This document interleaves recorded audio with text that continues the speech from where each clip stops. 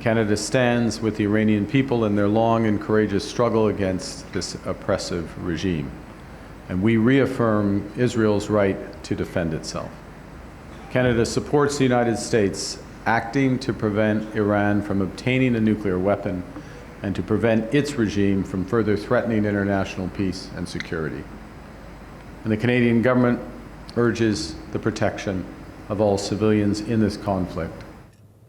That's the Prime Minister speaking yesterday from Mumbai. He is on a major trade mission in the region. Do want to bring you some breaking news, though, that's coming in just now, that 3 U.S. service members have been killed as part of this operation in the Middle East. 5 others were injured. It is an operation that the United States is calling Operation Epic Fury.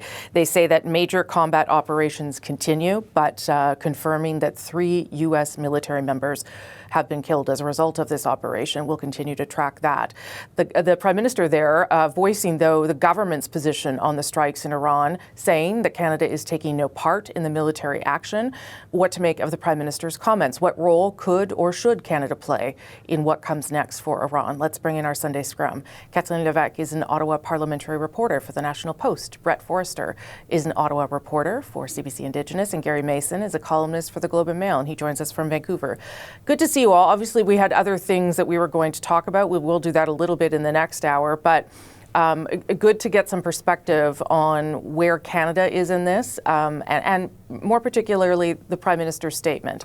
Lots of people questioning his support for the actions taken by the U.S. President, though he made it very clear that this was about, in his view, he supported it given that it was about preventing Iran from gaining nuclear capabilities. I'll start with you, Catherine. What do you make of the position the Canadian government has taken here?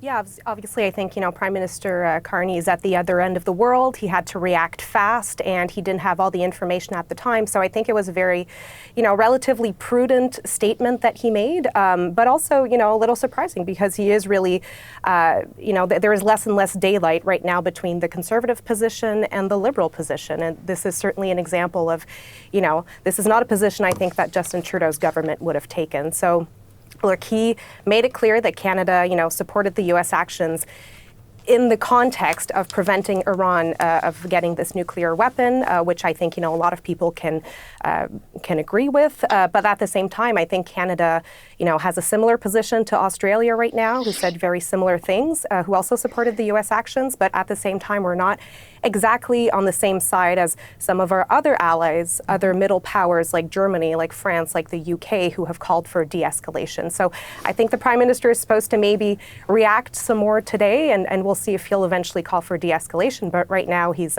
definitely supporting the U.S. in all this. Yeah, I think we're actually going to hear from the Minister of Foreign Affairs, who is over there. They are now in New Delhi in India. I think we're going to hear from her at some point this morning, potentially. But you're right that the reaction has been different compared to some of our allies. The NDP has seized on this issue, not surprisingly, criticizing the Prime Minister for it. Brett, what did you make of it? Because there has been criticism, but there has also been some people, particularly conservative-leaning people, who are happy to see the Prime Minister say this. Well, further to Catherine's point, I think for me, Carney's statement just raised many more questions, as obviously he was reacting to something that we are all still trying to process exactly what it is and what it means. The New York Times reported, I think at 2:30 a.m. today, that this was a CIA-assisted Israeli attack on Iran's top officials.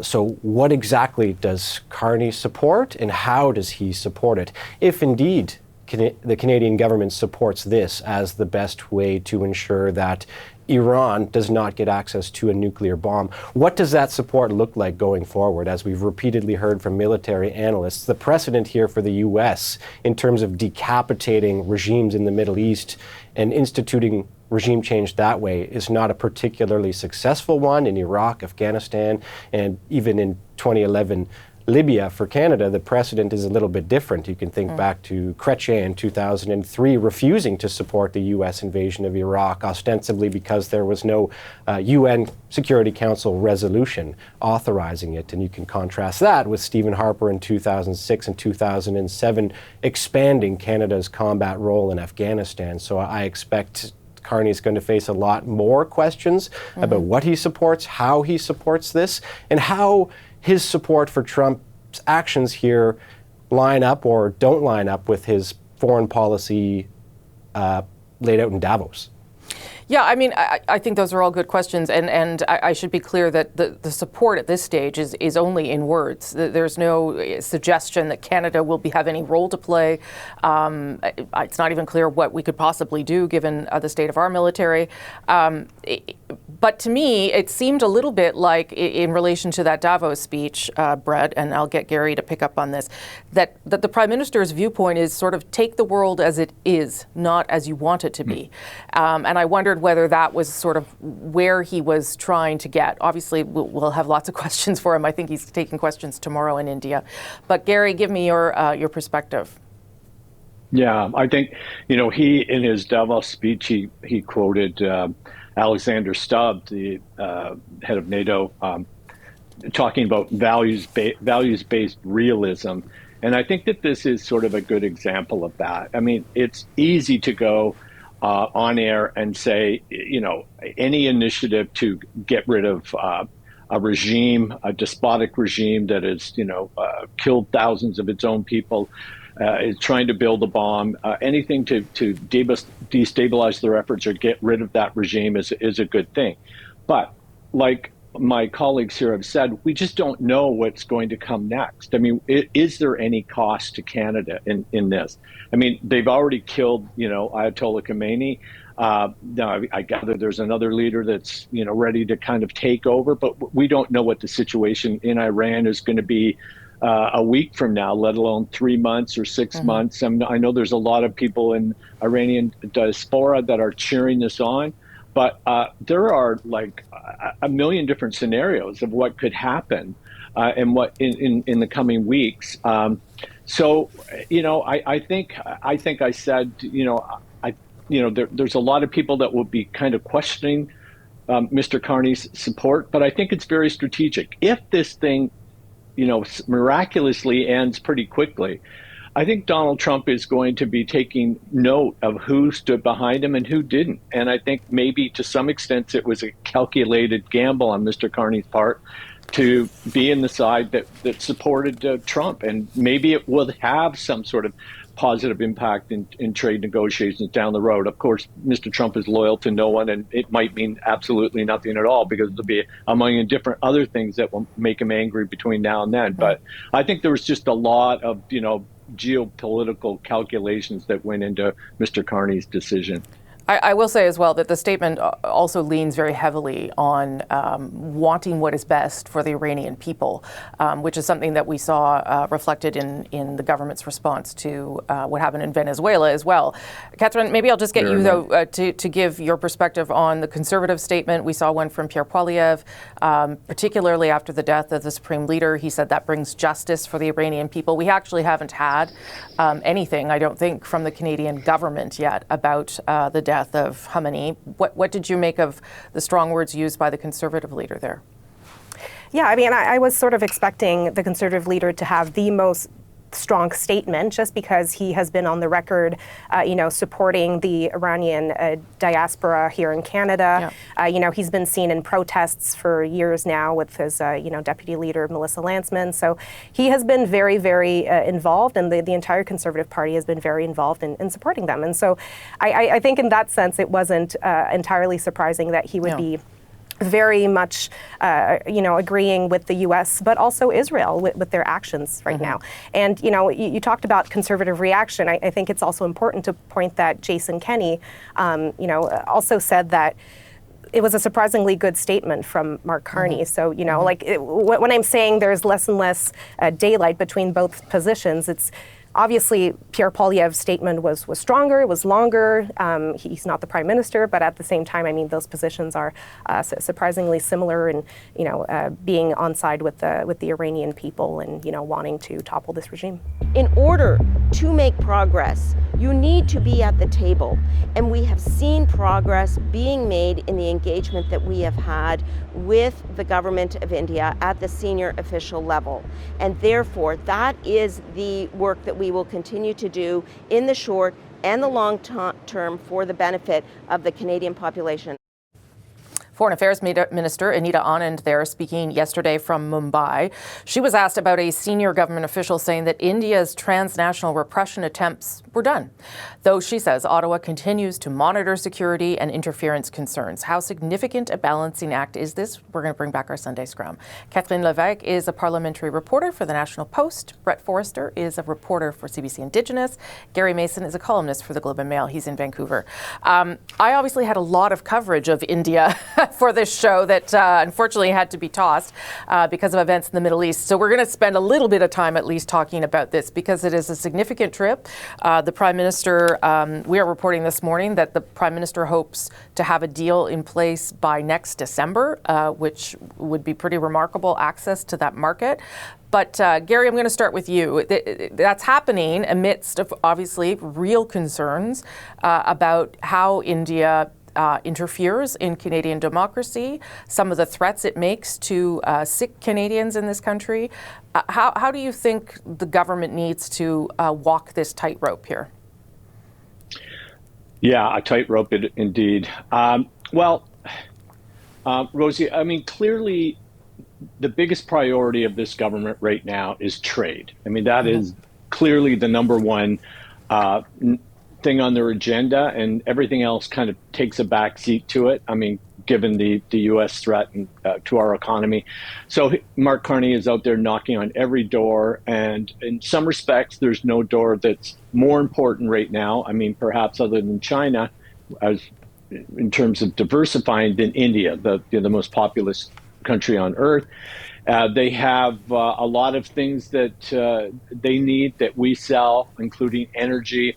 So there's a big deal to be had there for Canada. A province like Saskatchewan, that they've got uranium that they're prepared to sell. There seems to be a deal on the table there. Yeah. I think Scott Moe is licking his chops at that. So, I mean, there's a lot there that is very, very attractive. But at the same time, there is sort of this, again, geopolitical reality behind the scenes. And Canada has very, very legitimate concerns about foreign interference by the Indian government. They're obviously very upset about a very militant Sikh presence in Canada that they see the government of Canada not doing enough about, and consequently, alternatively, that the Sikh population in Canada views the Canadian government doing anything that sort of legitimizes the government of Mr. Modi as a problem as well. So, but right now, I would have to say, the trade deal with India is just a bigger priority than the sensitivities rather of the Sikh diaspora here in Canada.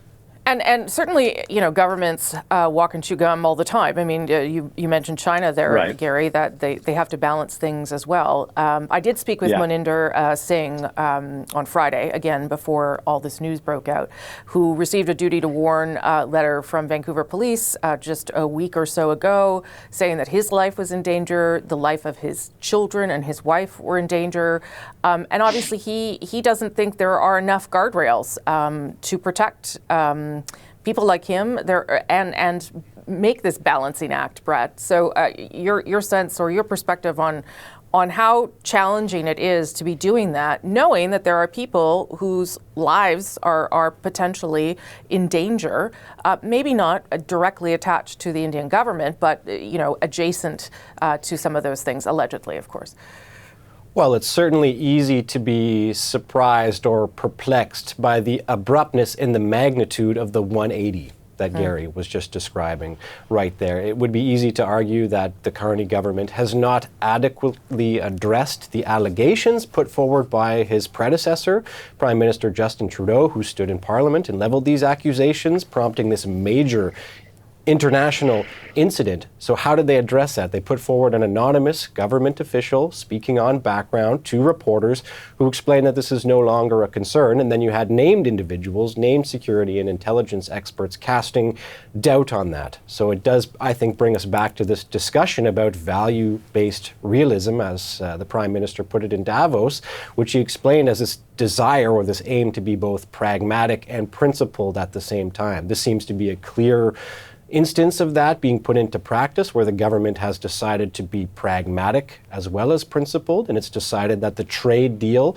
the desire and the need to diversify trade outweighs these concerns about national security. You could argue that the government has not done a good enough job of communicating the rationale for that decision and communicating what guardrails are going to be put in place, what assurances do exist, and what evidence there is to support the claims of the government senior officials. Yeah, and we should say that the case of the killing of Hardeep Nijjar is ongoing in terms of the investigation and the court case. So something may come out of that. But you're right, Catherine, CSIS warned just recently that India is an offender of interference at very least.